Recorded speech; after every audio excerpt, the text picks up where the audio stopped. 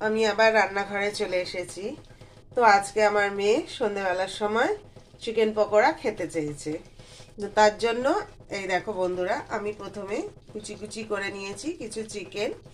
তার মধ্যে পেঁয়াজ, আদা, রসুন, টমেটো, গোলমরিচের গুঁড়ো, হলুদ গুঁড়ো, লঙ্কা গুঁড়ো, নুন, একটা ডিম ভালোভাবে দিয়ে এটাকে মিক্স করে রেখেছি। প্রায় 1 ঘন্টা মতন রেখে দিয়েছি। এবার আমি কড়াইয়ের মধ্যে প্রথমে তেল গরম করে নিয়েছি।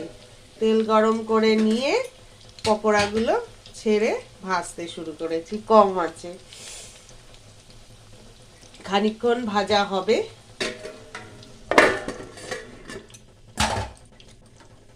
আমার চিকেন পকোড়া রেডি।